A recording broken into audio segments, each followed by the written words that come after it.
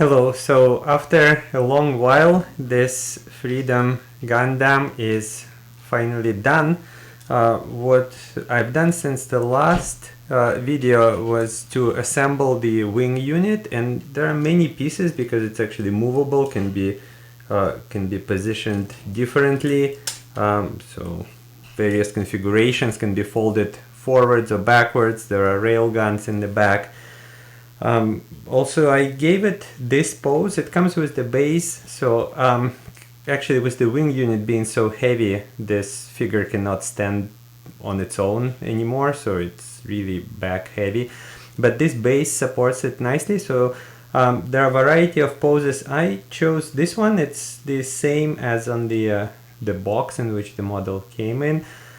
The hip joints are really tricky. They can be moved in different planes, but I saw online some warnings that it's very easy to break them. So if you just move the legs into extreme position, very easy to dislodge them completely, and then they're difficult to fix. So this is how it's it looks like anyway, one of the poses. The decision now as to what to do with it. One option is to just leave it as it is. I think this is pretty much straight out of the box without any customization. And I was kind of tempted to leave it this way and move on to another model maybe.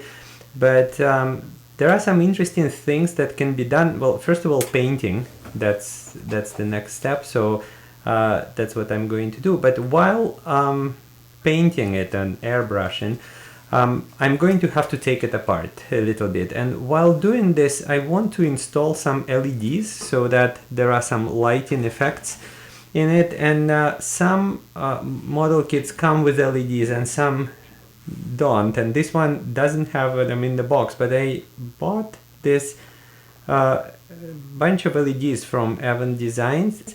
They are called Pico LEDs, and they have a whole bunch of different sizes of LEDs there. And what I have here is the regular CR2025 battery.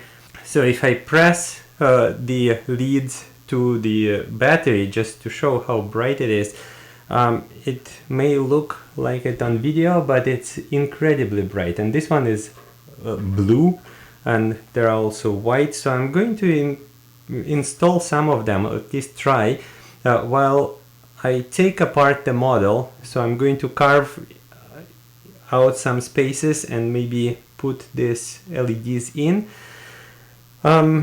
See how it's going to work. I think it would add a lot to the look of the model.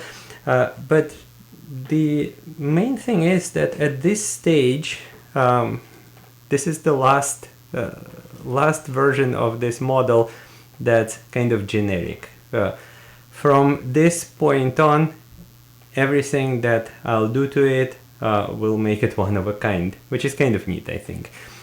Will probably take quite a bit of time, judging by how long it takes me to move things along, but I'm looking forward to it, particularly the airbrushing and the installation of the LEDs.